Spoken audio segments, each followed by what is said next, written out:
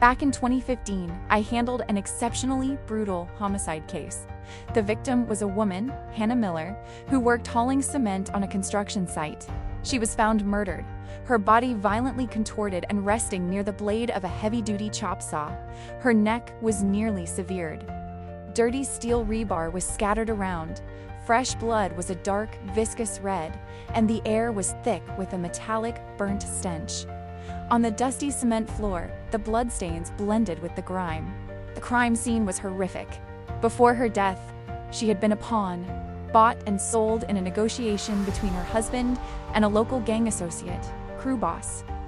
The negotiation, people said, fell through.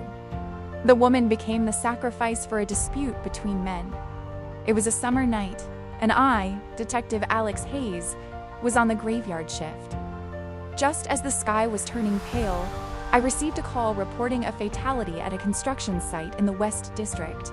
"Police, you have to get here now. Someone's dead in our building." The caller's voice was low, panicked, and tight with tension. I initially thought it was a residential area, but when I asked for the address, I realized it was a major commercial development site. He spoke quickly, repeatedly urging us to hurry. "If you show up any later, I'm afraid you won't even find the body. They're planning to move the body, clean the scene, and pay off the family to bury the whole thing. They'll call it an accident, but I think she was murdered." Hearing that, I was instantly alert, knowing his words carried weight. In commercial housing projects, news of a death could severely hurt property sales. When a life is lost, the people in charge immediately think about damage control. I asked the caller if he could stall the managers to preserve the scene, hoping to prevent evidence tampering. He said he didn't dare let his crew chief or project manager know he called the police. I didn't press, but I asked him to do something else. "Do you know the victim? Male or female? Does her family live on site?" "I know her. It's a woman who hauls mortars. Her husband is here, working the rebar cage." I said, "Good, go get the victim's husband to the scene and tell him to buy time. Try to delay them a bit." The caller agreed. I hung up and immediately called my partner, Detective Sue Young, to meet me there. When we arrived, I understood why the caller suspected murder. On the third floor of the nearly completed building, a woman, practically naked, lay in a twisted posture next to the blade of the chop saw. Her neck was almost completely severed. Dirty steel rebar was scattered around. Fresh blood was a deep, dark red, and the air smelled burnt. On the cement floor, covered in thick dust, bloodstains and grime were indistinguishable. The victim's husband, Adam Chun, was struggling with two other men, shouting and demanding answers from the foreman. Downstairs, a crowd of workers had gathered. A few men who had arrived early looked frantic and were scrambling to collect cash. I recognized them as the crew chief and the project manager. One man, seeing the police, paled and yelled, "Who called the cops? Who snitched?" I pointed at the crowd. "You think you can still hide it?" A young man, Kevin Bright, stepped out, subtly winking at me. I knew he was my caller. He leaned in and whispered, "When I went to get Adam Chun, I made sure to shout that Hanna was dead." Hearing this, the workers spread the word and streamed downstairs. I hid a smile of satisfaction. Kevin composed himself and introduced himself. "Kevin Bright." I shook his hand, smiling. "Hello, I'm Detective Alex Hayes, and this is my partner, Detective Sue." Kevin then led us to the crew chief and the project manager. The crew chief, Frank Wilson, was in charge of the framing. The project manager, Charles Davis, about 40, looked exhausted. He was the one who had yelled earlier, but he now forced a conciliatory smile. "Officers, the guard woke us up early too, saying there was a death. Our team was just about to call the police ourselves." I pretended not to know about their earlier attempt to cover it up, looked them over, and stated, "A victim cut up like this is clearly a homicide. We are taking control. Assign 2 men to help us secure and protect the crime scene. Forensics and the CSU are en route." Kevin volunteered to stay. I later learned he was an apprentice, brought in by the project manager, with a fascination for true crime, a very curious young man. While we taped off the area, I casually asked Kevin, "Did you know the victim?" He shook his head. "Not well. I've only been here a little over a month, and I don't stay in their dorm. The first time I saw her was when her husband was fighting, and I went with my boss to deal with it." She stood there, pale, not saying anything, like nothing around her mattered. Kevin smiled awkwardly. but she was beautiful. Even working construction, her skin was fairer than the other women's. Petite, good figure, memorable features, bright teeth, red lips. Hard to forget her. A fight? What was it about? I asked. If the motive was revenge, and the conflict started with the husband's fight, the investigation would be easier. Kevin thought for a moment. I think it was because Hanna was having an affair. Around 10 a.m., the medical examiner, Dr. Tina, and the CSU finished processing the scene. Since it was summer, decomposition was rapid, and the body had to be moved quickly for autopsy. Typically, the ME would brief investigators on residual clues. Dr. Tina, a top student with excellent technique and deductive skill, walked towards me, frowning and shaking her head. I saw she was soaked in sweat. I gave her a bottle of water. Drink first, then talk. She removed her rubber gloves, wiped her forehead, took a large gulp of water, and said the scene and the body left very little evidence. The killer had a very strong anti-detection mindset. She pointed to the pile of rebar. Usually a scene with this much blood would have the killer's bloody shoe prints, but the killer was smart. He stood on the pile of rebar to leave the scene.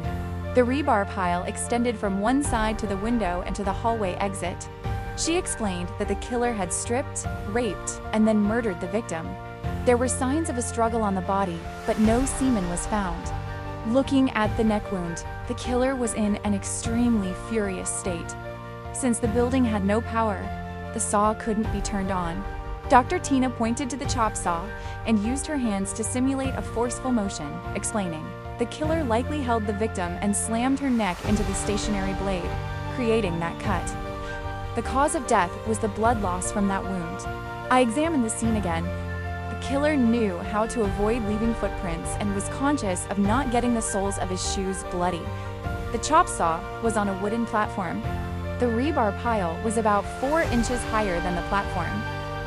This meant the killer could easily walk on the rebar, avoiding blood on the soles. Any blood splatter on him would be minimal. Footprints in the bloody area would have been obscured by the dust and the daily tracks of the other workers. Therefore, the footprints collected were of little value. However, I noted, the chop saw weighs several dozen pounds. It would take one hand to restrain a live person and the other to maneuver the body. The perpetrator must have significant strength. It had to be a man. I told Dr. Tina, draw me a profile. Dr. Tina nodded.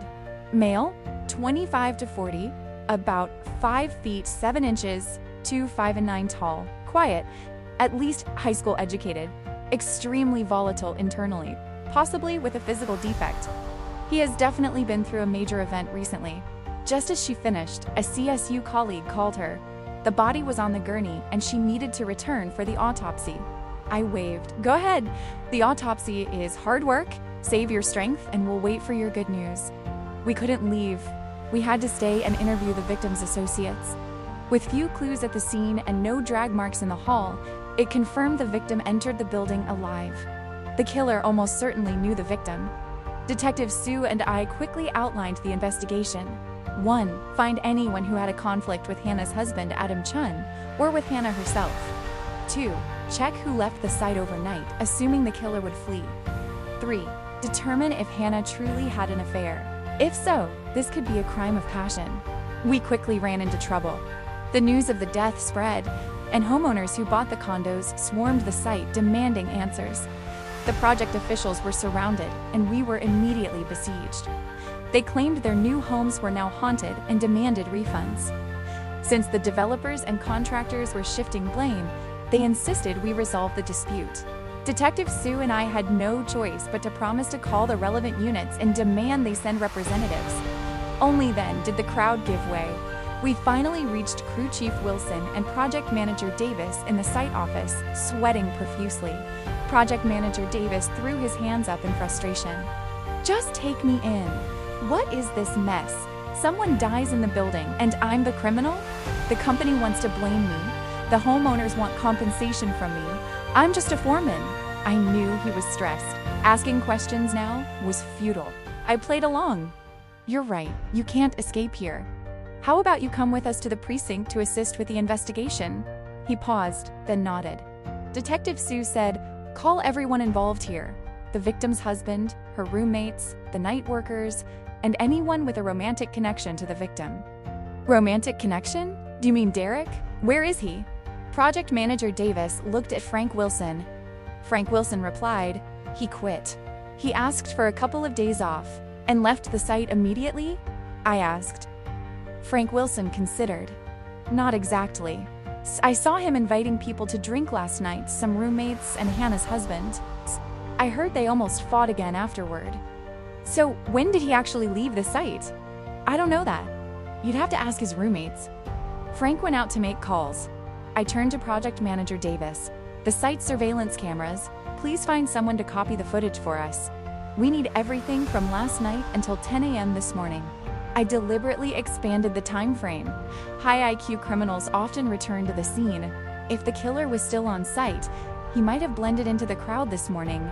Just then, Kevin Bright walked in. "Need the camera footage?" "The site doesn't have many cameras. The boss said there were too many blind spots and worried about losing materials, so they mostly rely on night watchmen." Detective Sue and I exchanged glances. "Not many, but some." I asked, "Where are the cameras located?" "At the 4 gates and where important supplies are stored," Kevin replied. I checked my watch and told project manager Davis, "We still need the camera copies. Also, gather all the night shift workers. We're getting ready to leave." The group included 2 night watchmen, Hannah's husband, a Sichuan couple who shared a room with Hannah, Jason Derek's roommate, the restaurant owner, and the customers who witnessed the argument, about a dozen people total. With limited camera footage and physical evidence, our captain quickly convened the team. We agreed to focus on the victim's social ties. 1. The alleged affair between Hannah and Derek was the priority. 2. We split into 3 teams. 1 to review cameras, 1 to take statements, and 1 to track Derek. I personally interrogated Hannah's husband, Adam Chun. He was short, skinny, dark-skinned, with unkempt hair. He yawned as he entered the room and immediately held out his hand for a cigarette. His teeth were stained yellow, a heavy smoker. I lit the cigarette. He took a huge drag, smoking nearly half of it before exhaling contentedly and leaning back. His first words were, "Officer, how much compensation do I get for my wife dying like this?" I was slightly taken aback. "Aren't you concerned about who killed your wife?" He spat on the floor, his voice contemptuous. "Why would I care? That trash woman? She slept with how many men? Dying at the hands of some guy serves her right. I should be thanking the killer. Otherwise, the horns I'm wearing would cover the whole prairie. Seriously, officer, if you had a wife like that, wouldn't you wish she'd die sooner? Calm down and cooperate with the investigation," the note-taking officer snapped, slamming his hand on the table. Adam just smirked. Seeing his apathy, I changed my tactic. "Do you know? With your wife dead like this, you're about to receive 2 very large sums of money." "What do you mean?" His eyes lit up. "2 sums?" This morning, I demanded compensation from Davis. He said he had to report it to the company and that $30,000 was too high. He claimed it was a murder, not their liability. "Is $30,000 for a life too much?" I continued. "Your wife was under 30. If she worked for another 10 years at $180 a day, how much is that?" How much?" He was impatient. I smiled faintly. "That's not the critical part. Under current law, you can also demand a huge sum from the killer for lost income and emotional damages.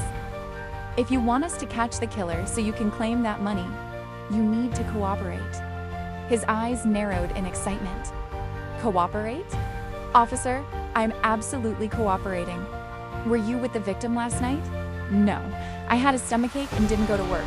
I was gambling and drinking with some buddies. When I got back to the room, she wasn't there.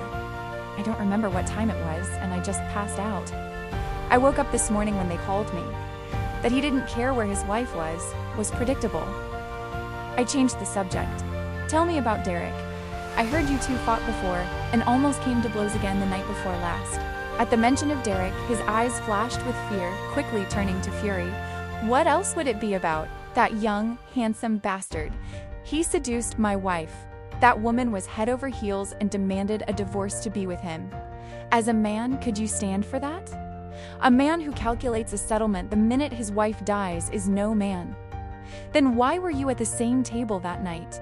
"I didn't know he was the one hosting. My buddies invited me, so I went. How was I supposed to know he was the one who paid? And we argued about something. He paused cautiously. He was annoying me. I couldn't beat him when I was sober, but after a few drinks, I thought I could try. But someone stopped us. We didn't actually fight. Knowing I wouldn't get the full truth from him, I stood up, pretending to get water, and went to the room where my team was interviewing others. Combining the statements, we realized Adam was lying. The fight wasn't because Adam hated Derek, but because Derek hated Adam. Adam was a drunken, gambling, lazy man who frequently beat his wife. Once, he nearly buried Hanna alive in wet cement.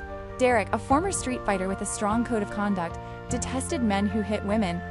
The first time they fought, Derek hadn't even spoken 3 words to Hanna. But seeing her nearly beaten to death, he intervened and gave Adam a severe beating. Unable to retaliate physically, Adam began spreading the rumor that Hanna was having an affair with Derek. That was how the rumor started. So, it seems Derek is less likely to be the killer, I concluded. Not so fast. Detective Sue walked in, handing me a file.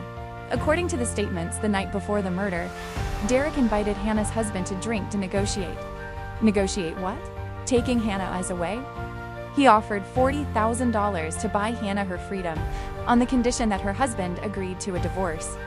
Her husband refused, demanding $100,000. They argued, and that's when a new truth emerged. What truth? Hanna was actually bought from human traffickers for $20,000 because she couldn't have children. She was constantly beaten. He even tried to return her to the traffickers, but they told him to figure out a way to recoup the money off her. Detective Sue couldn't continue. I understood. It was even worse than I thought. Detective Sue gave me the statement from the Sichuan woman who shared a room with Hanna, asking about the couple's relationship. No, Hanna was miserable. Her husband was a terrible man. Violent, gambling, drinking. When he ran out of money for his debts, he forced her to sleep with other men for cash. Was Derek good to her? Very good. Ever since he stood up for her, her husband hasn't dared to hit her again. She started working with Derek. He gave her money, bought her food and clothes. She put on weight, looked prettier, and seemed happier. Where did she go the night before? Around 11 p.m., she got a phone call, changed her clothes, and went out. I don't know where. Whose call was it? I don't know who. She only said a few words and hung up. Before the call, she was sad, but she looked much brighter afterward. Who could make Hanna happy other than Derek? If the call was from Derek, why would someone who treated her so well murder her and so savagely? Detective Sue saw the doubt in my mind and handed me another statement. Read this, you'll understand. According to the owner of the small diner who witnessed the scene after the men pulled Adam away, Derek also got up to leave. But Hanna, the usually silent woman, rushed forward and grabbed him. The silent woman was sobbing uncontrollably. She asked Derek, if you leave, what will happen to me? What about the baby in my belly? If that scumbag Adam finds out I'm pregnant, who knows what he'll do? Derek looked helpless. You heard him. He wants $100,000. I don't have that much cash. I pulled her hand off, but Hanna wouldn't let go, begging him to take her. She said, my husband is afraid of you. Going with you is the only way I'll survive. I know you came back this time because your parents arranged a marriage for you, a respectable, well-off girl. Don't worry, once we leave the site, leave this city, I won't bother you. I'll find a way to raise the baby myself. Please, just help me this one last time. Derek refused. He was adamant that if she left her husband to be with him, it would be an act of disloyalty and moral betrayal. They struggled for a long time. Finally, he bent down and whispered something to Hanna. She let go and let him leave. But she stood outside the diner crying for a long time before returning to the dorm. The next morning, she went to work as usual, silent, ignoring everyone's curiosity. Until that evening, after receiving that call, she vanished. The autopsy confirmed Hanna was indeed pregnant. The cause of death was hemorrhagic shock. The neck wound was fatal. Time of death was between 1 a.m. and 3 a.m. There were signs of sexual assault, but no DNA was found. Instead, a plastic compound, consistent with a common household trash bag, was found. Dr. Tina speculated the killer had wrapped his hands to avoid leaving evidence. All fingerprints were wiped clean.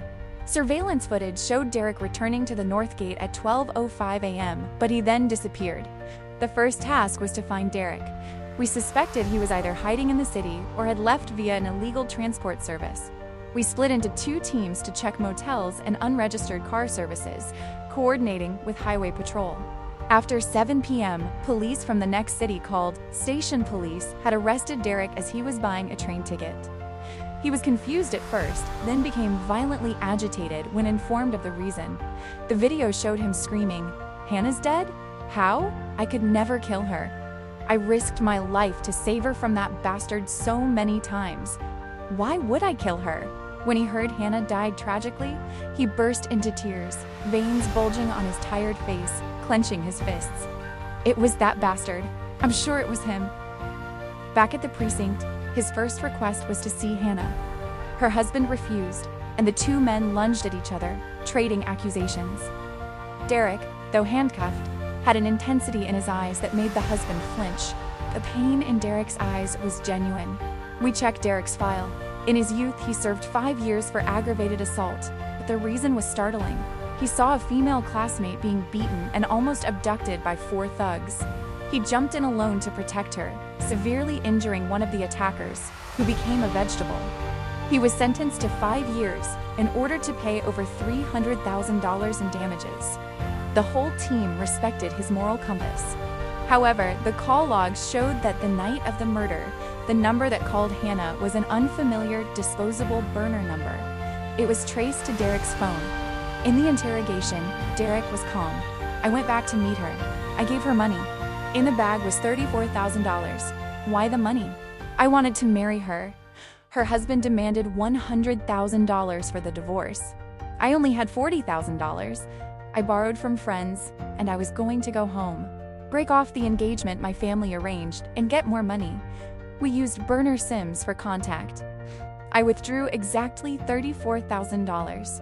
Bank statements confirmed the withdrawal, but the money was not at the crime scene. If Derek wasn't the killer, the case was far more complex. DNA confirmed the baby was Derek's. Adam had an alibi.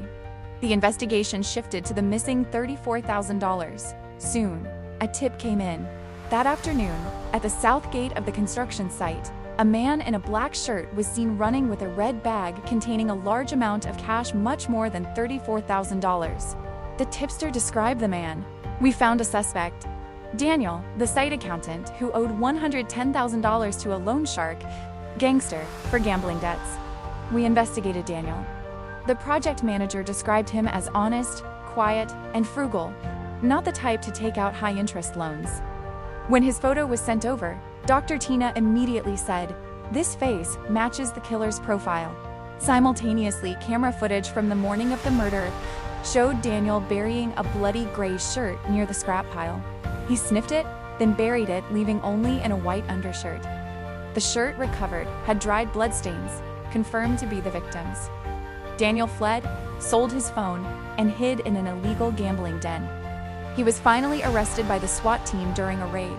In the interrogation room, he smiled. "Never thought I'd see you guys again this way. Why did you kill Hanna?" "She got in my way, so I killed her." He confessed he was deep in debt. He intended to steal the workers' payroll money to pay it off, but Hanna overheard and rushed in, snatching the bag. "That's everyone's sweat and blood money," she screamed. He knocked her unconscious. Seeing her disheveled clothes, he attempted to assault her, but when she woke and looked at him with utter contempt, he snapped. He grabbed her head and slammed it into the saw blade. He spoke of the incident casually. Half the money he borrowed was for gambling. The other half was a dowry for a girl at a bar. She took the money and vanished. "I hate women who look down on me." Daniel was convicted and sentenced to death. His appeal was denied. Derek gave Hanna's husband a portion of the settlement money, forced him to sign the divorce papers, which he ceremoniously burned for Hanna. Then, he took her ashes. He said she had been hit on the head by the traffickers and had no memory of her hometown. He vowed to spend the rest of his life searching for her real family and taking her home. Perhaps that was the final comfort she would ever receive.